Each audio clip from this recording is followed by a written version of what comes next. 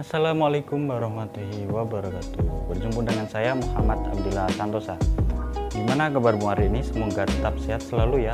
Apalagi sekarang ini kita dilanda sebuah penyakit yang disebut dengan coronavirus 19. Untuk adik-adik jangan khawatir, untuk tetap menjaga kesehatan seperti memakai masker, jangan berkerumun, menjaga jarak antar sesama, dan tetap mencuci tangan dan berolahraga setiap hari.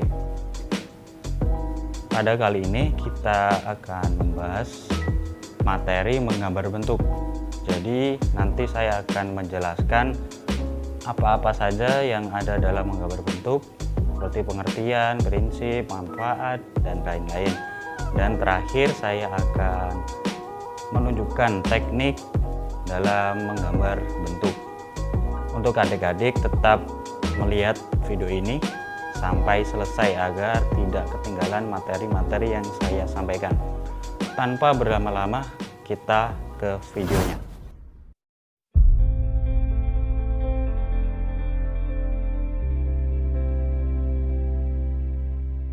Di dunia ini, banyak sekali bentuk yang dapat dilihat oleh mata kita.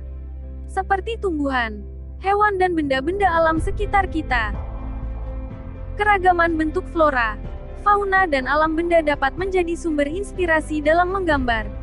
Menggambar sendiri mempunyai arti suatu kegiatan yang sudah dikenal jauh sebelum manusia mengenal tulisan.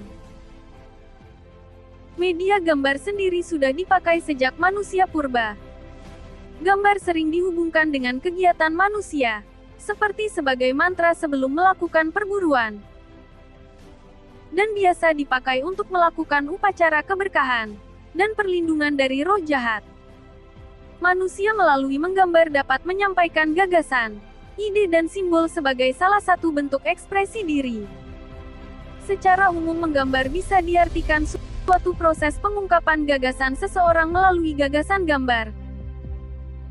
Misalnya, seseorang desainer ingin membuat Gucci, sudah tentu dia akan membuat rancangan dalam bentuk gambar sebelum membuat Gucci yang sesungguhnya. Untuk menjadi tukang gambar yang baik, harus tentu menguasai kemampuan menggambar terutama dalam hal menggambar bentuk. Pengertian menggambar. Menggambar bentuk adalah cara menggambar dengan mencontoh objek atau benda berupa flora, fauna, maupun alam benda, dan mengutamakan kesamaan atau kemiripan rupa dengan objek yang digambar. Semakin mendekati kemiripan rupa, berarti gambar bentuk yang dibuat mendekati sempurna. Unsur-unsur seni rupa. 1.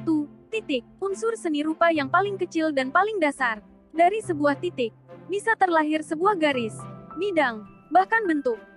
2. Garis. Sekumpulan titik yang berderet, memanjang dan saling terhubung. Garis juga diartikan sebagai pertemuan dua titik atau lebih. 3. Bidang. Unsur yang dihasilkan dari garis-garis yang saling terhubung satu sama lain sehingga dapat membentuk sisi dan sudut. 4. Ruang. Unsur seni rupa yang terbentuk dari dua bidang atau lebih yang saling bertemu pada bagian sisinya.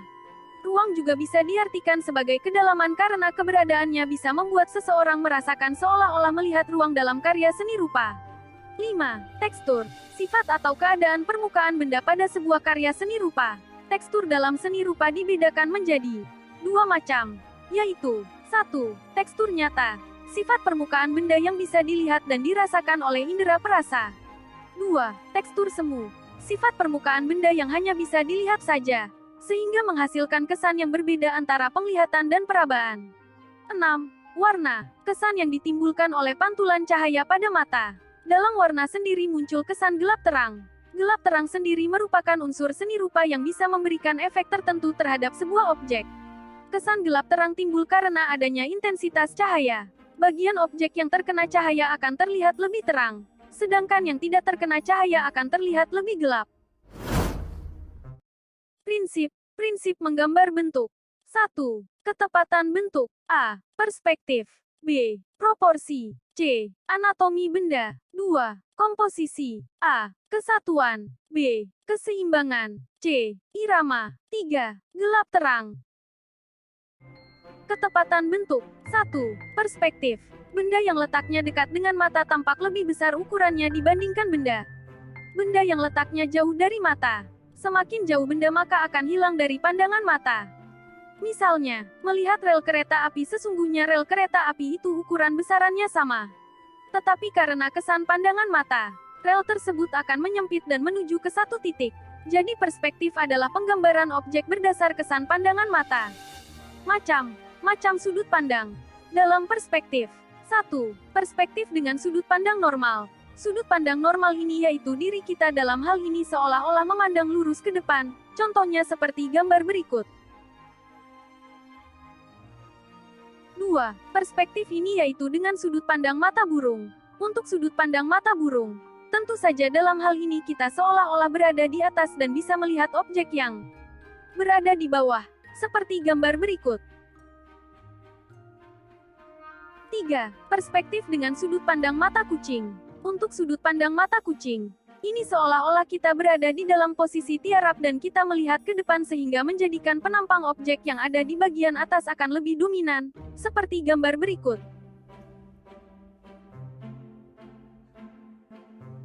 Perspektif warna. Ketika mata melihat beragam warna dari kejauhan akan melebur menjadi satu warna. Misalnya, melihat pemandangan hutan. Sebenarnya hutan tersebut memiliki banyak sekali warna. Akan tetapi jika dilihat dari kejauhan warna-warna tersebut akan melebur menjadi satu warna. Bisa menjadi warna abu-abu atau biru. 2. Proporsi. Dalam proporsi sendiri dibedakan menjadi 3 macam yaitu 1. Proporsi benda. Misalnya menggambar botol maka dalam penggambaran harus sesuai ukuran tutup botol dan besarnya botol. 2. Proporsi benda satu dengan yang lainnya. Di dalam keadaan nyata buah jeruk lebih kecil daripada semangka, maka pada penggambaran harus sesuai dengan proporsi tersebut. Tidak boleh dibalik menjadi ukuran buah semangka lebih kecil daripada buah jeruk. 3. Proporsi ukuran gambar dan media gambar. Dalam proses menggambar harus disesuaikan antara ukuran objek gambar dengan ukuran kertas. Tidak boleh ukuran gambar dibuat lebih kecil atau lebih besar. 3. Anatomi benda. Bagaimana memahami unsur dan proporsi secara utuh dan rinci pada setiap bagian tubuh objek. Misalkan menggambar sebuah benda berupa guci, maka dalam penggambaran harus tepat dalam penyusunan setiap bagian-bagian dalam bentuk guci tersebut. Komposisi. 1. Kesatuan. Kesatuan dapat dicapai dengan pengulangan penyusunan elemen-elemen visual secara monoton. Cara lain untuk mencapai kesatuan adalah dengan cara pengulangan untuk warna atau arah gerakan goresan. 2. Keseimbangan. Keseimbangan merupakan kesan kestabilan yang ditunjukkan oleh objek seni rupa sehingga memiliki daya tarik yang sama di setiap sisinya. Jika sebuah karya seni rupa tidak memiliki keseimbangan, maka karya tersebut akan tidak nyaman untuk dilihat. Oleh karena itu, prinsip keseimbangan merupakan salah satu prinsip yang sangat penting agar suatu karya seni enak dilihat dan tidak berat sebelah. 3. Irama. Irama dalam seni rupa merupakan pengulangan satu atau lebih unsur yang dilakukan secara teratur dan terus-menerus. Umumnya, pengulangan unsur yang paling sering dilakukan adalah susunan garis, bentuk, atau warna. Gelap terang. Gelap terang adalah pemberian efek bayangan dan pencahayaan secara tepat. Pemberian gelap terang bertujuan memperjelas bentuk benda sehingga bisa terasa wujud dan dimensinya. Unsur gelap terang pada karya seni rupa timbul karena adanya perbedaan intensitas cahaya yang jatuh pada permukaan benda. Perbedaan ini menyebabkan munculnya tingkat nada warna yang berbeda. Bagian yang terkena cahaya akan lebih terang dan bagian yang kurang atau terkena cahaya akan tampak lebih gelap. Di samping itu gelap terang akan menciptakan sebuah efek bayangan atau bayang-bayang yang akan menimbulkan kesan 3 dimensi namun bersifat semu. Nah, itulah adik-adik prinsip-prinsip mengenai menggambar bentuk. Selanjutnya akan saya sebutkan mengenai teknik dalam menggambar. Dalam menggambar sendiri mempunyai banyak sekali teknik, tapi saya akan menjelaskan saja teknik yang umum dipakai untuk menggambar. Teknik menggambar bentuk. 1. Teknik arsir adalah teknik menggambar dengan menggunakan garis-garis sejajar atau menyilang untuk menentukan gelap terang objek suatu gambar sehingga terlihat seperti 3 dimensi dan bertujuan untuk dapat mengisi bidang kosong. 2. Teknik Dussel adalah teknik menggambar yang penentuan dari gelap terang suatu objek gambar dengan menggunakan pensil gambar yang digoreskan, digosokkan, dalam posisi miring, rebah. Teknik ini bisa juga teknik dengan cara menggosok sehingga menimbulkan kesan gelap terang atau tebal tipis. Alat-alat yang dapat digunakan antara lain yaitu pensil, krayon, dan konte. 3. Teknik pointillis adalah teknik menggambar atau melukis yang memanfaatkan susunan titik yang diolah sedemikian rupa sehingga membentuk suatu objek. Pembentukan objek melalui teknik ini dicapai dengan tingkat kerapatan dan kerenggangan titik yang dibubuhkan. Nah, setelah memahami pengertian menggambar bentuk, prinsip-prinsip, dan teknik menggambar sendiri mempunyai manfaat tersendiri loh. Manfaat menggambar. 1. Dapat melatih kecerdasan motorik. 2. Sebagai media berekspresi. 3. Dapat meningkatkan memori otak. 4. Dapat mengembangkan kemampuan berkomunikasi. 5. Dapat mengatasi gangguan mental. 6. Dapat melatih kesabaran. Nah, setelah semua materi telah kalian pahami, selanjutnya kita akan berlatih menggambar. Tapi sebelum menggambar, ada alat-alat dan bahan-bahan untuk dipersiapkan, seperti pensil atau pensil warna, penghapus, dan kertas.